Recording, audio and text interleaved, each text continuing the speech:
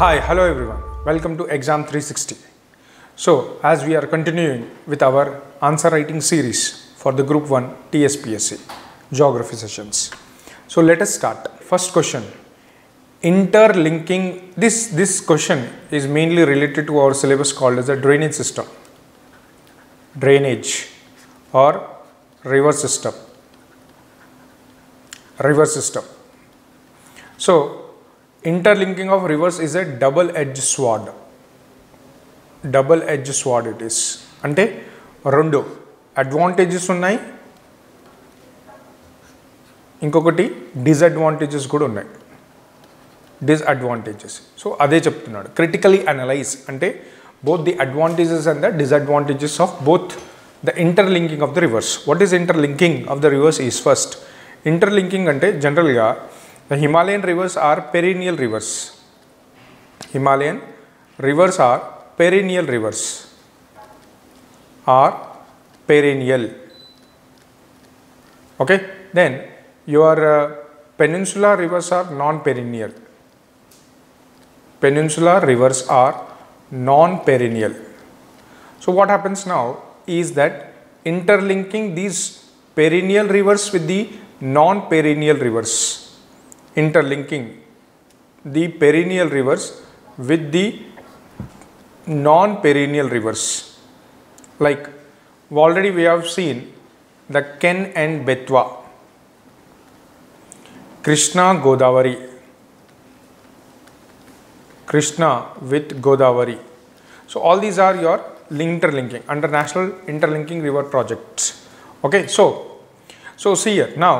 ఇప్పుడు క్వశ్చన్ ఏంటంటే, see, these interlinking of the rivers has double-edged sword. That means they have both positiveness and negativeness. See, in the negative, what are the positiveness and what are the negatives? Let us start. First, introduction in చేయాలి. First, give the contextual introduction. అంటే like for example, India, like you can give ఇలా కూడా ఇవ్వచ్చు. Like Indian perennial rivers, the Himalayan perennial rivers are generally perennial rivers, and your southern rivers are non-perennial rivers. So as the perennial rivers and non-perennial rivers, okay, as there is a perennial and non-perennial, India has 18% of the world population, but only 4% of usable water resources. So the proposed or the proposal of interlinking of rivers can resolve not only water security problems but also many other benefits too. But there are many issues linked to the interlinking of rivers. Okay, so ippudu idi introduction. Ante you can write this point as an introduction, or you can write what is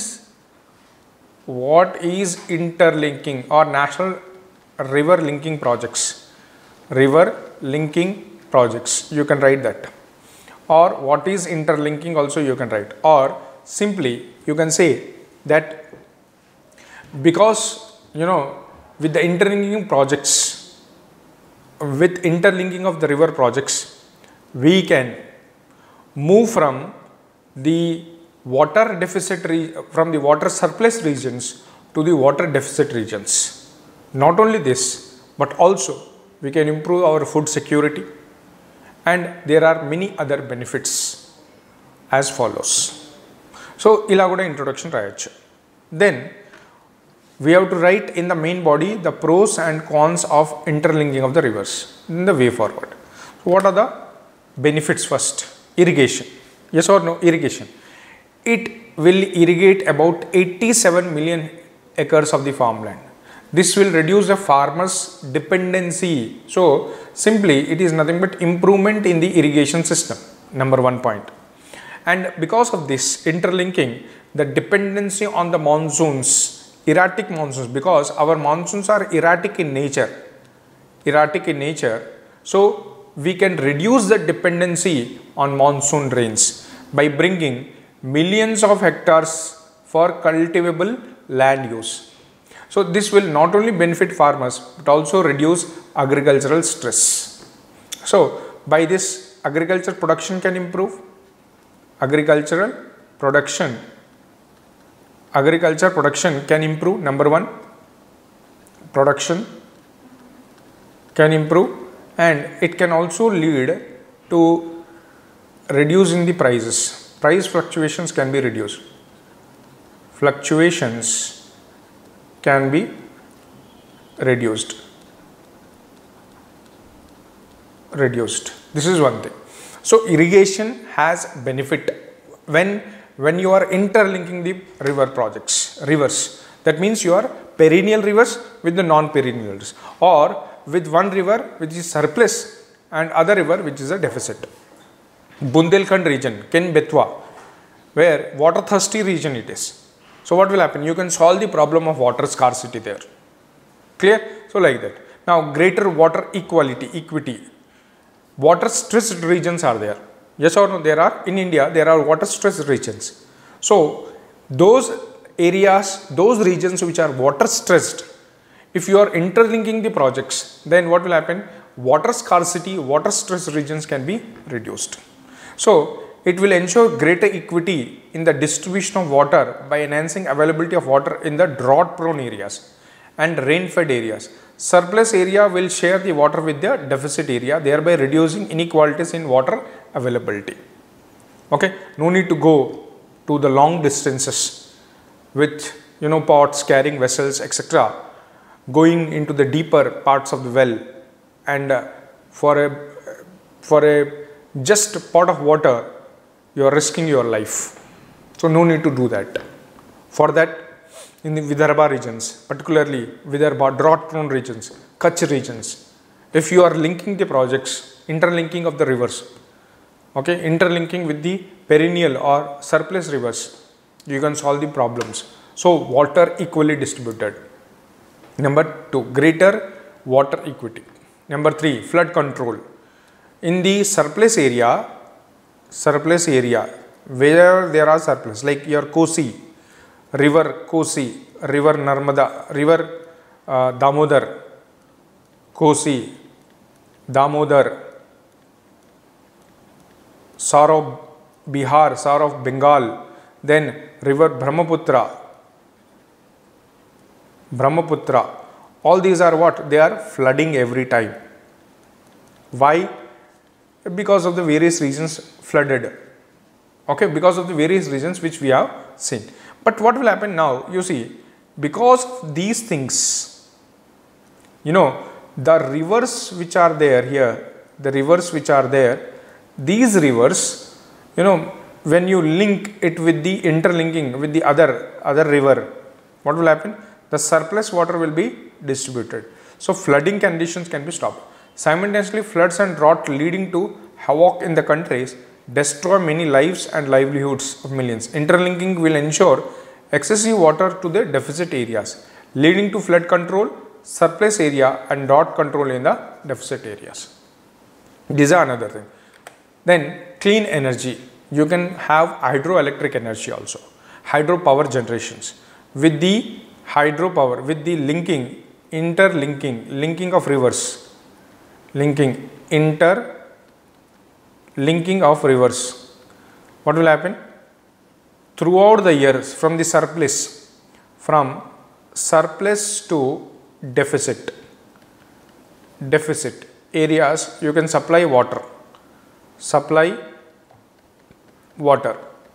because of this, can I say the hydroelectric power generation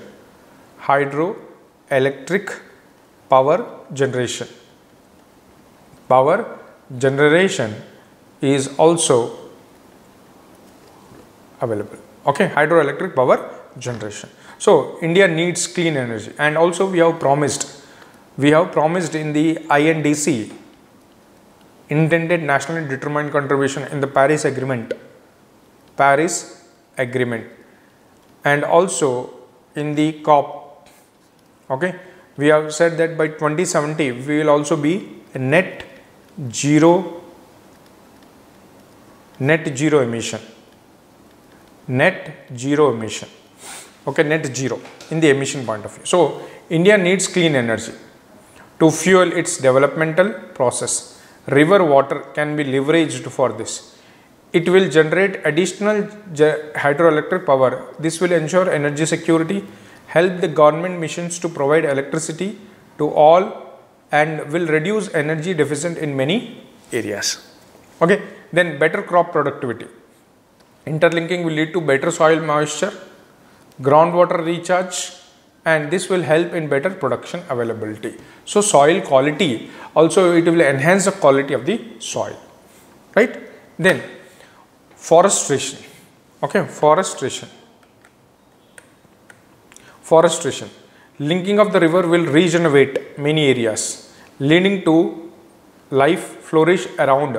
So it will increase the biodiversity. Okay, revenue to the states.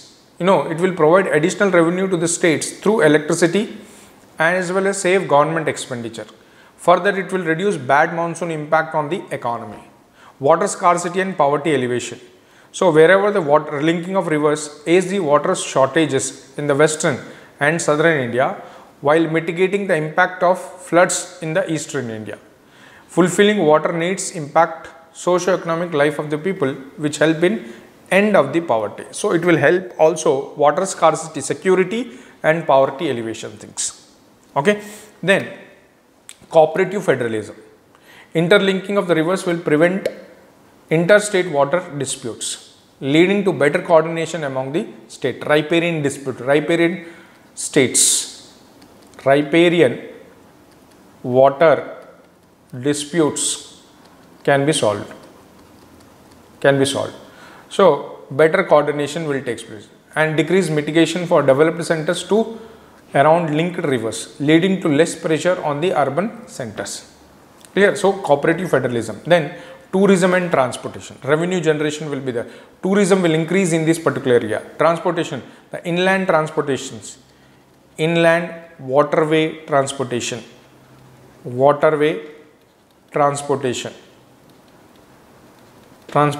will be improved. So it will income resources in the rural areas. Also fishing, blue economy will flourish. Blue economy. This will enhance overall economic growth. So it will improve the infrastructure for transportation and also it will generate employment opportunities. Okay. Then there are issues. What are the issues with this? Issues are generally the costly, very costly. Interlinking, very expensive. It requires a lot of government expenditures of the center and state. This will put fiscal burden on already debt-ridden states like your Andhra Pradesh or like your Maharashtra, Telangana, etc. And environment costly, loss of biodiversity. The linking will adversely affect the land, forest, biodiversity, rivers and the livelihoods of the millions of the people. Okay, land will be diverted for this purpose and habitat of many species will be lost, endangering the ecosystem. Like example, Kenyan Betwa linkage threatens 200 square kilometers of Pana Tiger Reserve. Yes or no? Then interlinking of the rivers will destruct a forest, wetlands and local water bodies, which may lead to major groundwater recharge mechanism. Then loss of livelihood, then displacement of the people also will happen, right? Then it will lead to the wastage of the land, change in the river courses. Usually rivers changes their course and direction in about 100 years, and if this happened after linking, the project will not be feasible for longer run and lot of government resources will be wasted here. Clear? Then what is the way forward? We must recognize that the interlinking of rivers could profoundly impact every integrity of Indian monsoon. The continuous flow of fresh river water into the sea is what happens to maintain low salinity layer of water and rainfall over much of the subcontinent is controlled by this layer of the lower salinity water. A proper analysis of the impact of interlinking need to be done with proper cost benefit analysis. Okay, as benefit of river interlinking are many, but it comes at same cost. Therefore, caution is must. So this is about your things. Okay. So let us move to the next question. Right. So question is, examine the anthropogenic impacts of Aravalli mountains Aravalis ekkadunnai?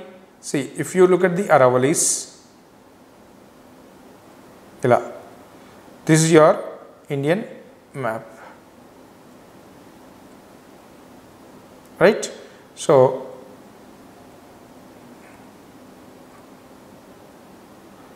Aravalis are spread from here to your Haridwar, here to Gujarat to Haridwar. This is your Aravalis. These are Aravalis. Okay, Aravali or Aravali mountain system. Now question is, how the anthropogenic impacts on Aravali mountains, and examine the anthropogenic impact. What kind of anthropogenic impacts are there, and the strategy for its conservation. Okay, strategy for its conservation should be there. So let us start our answer with this. So what are the strategic for the conservation? So first of all, as you know that we have to introduce your answer. See, Aravalis are broken beyond its repair. The environment disaster that has been in making due to rampant mining of Aravalis across the states. Across the states means your Haryana,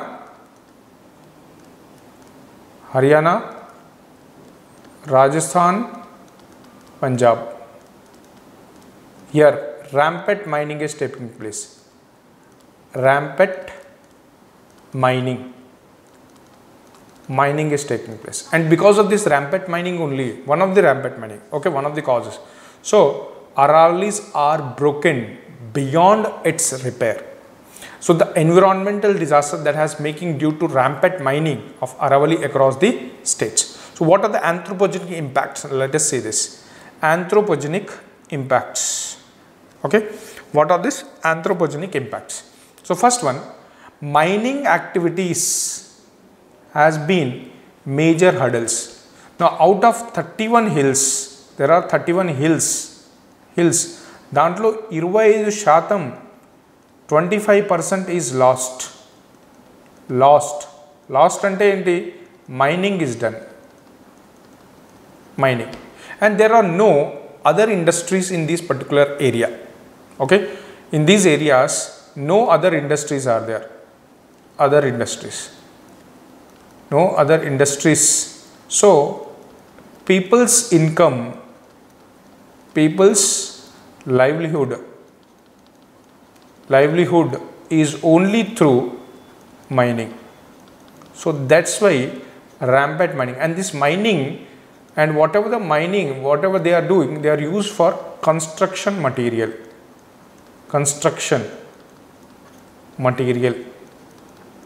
In NCR region, particularly National Capital Region lo use chestaru.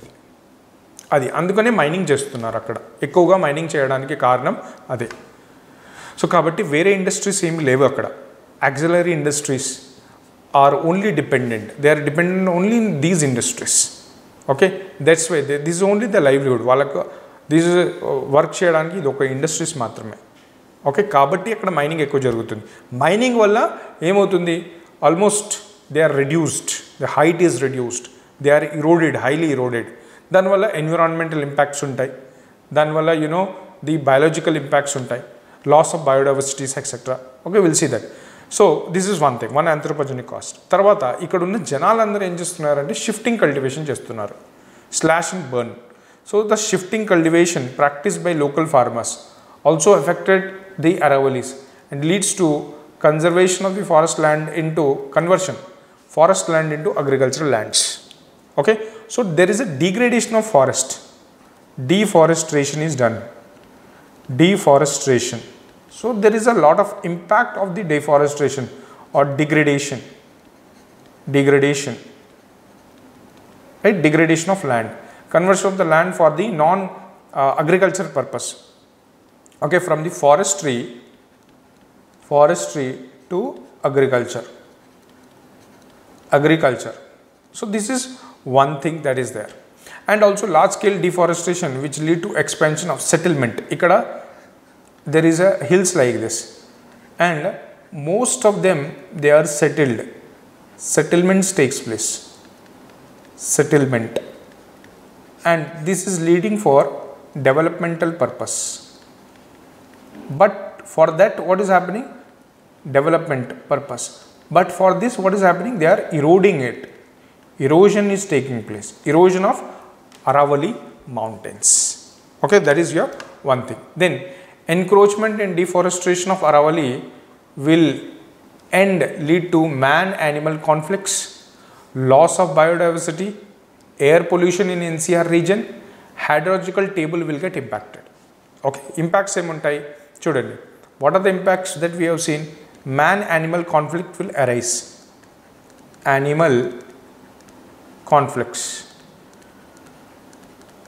will arise, number one. Second, loss of biodiversity. Biodiversity. Number two, then air pollution. Not only this, but also water.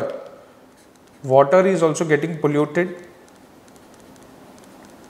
and it can lead to groundwater level decrease in the groundwater level. Okay, ఇది కూడా జరగచ్చు. తర్వాత hydrological, that is nothing but your hydrological cycle. Okay, hydrological table will be changed. Okay, ఇది ఒకటి. తర్వాత what kind of measures that are being taken to save these Aravallis? What is this? See, they can also ask you a question about the significance of Aravallis. Significance of Aravalli mountains. Aravalli mountains. So how do you write this answer? From environment perspective, from societal perspective, and from your geographical perspective, geomorphological perspective. Okay, like from the monsoonal perspective, okay, rich in biodiversity, right, etc., etc. So this is the significance of it. You have to write the significance. ఒకవేళ question significance అడిగితే ఇలా రాయాలి, కానీ ఇక్కడ questions ఏంటి, the anthropogenic impact అడిగాడు కాబట్టి మనం ఇలా రాస్తున్నాం. Okay, so what are the precautionary principle section 20 NGT Vellore citizen welfare forum versus union of India. 1. Punjab land prevention act regulation, restriction and prohibited certain activities. Section 2 of the Forest Act prohibiting conservation and forest land for the non-forest use. So this is your this thing.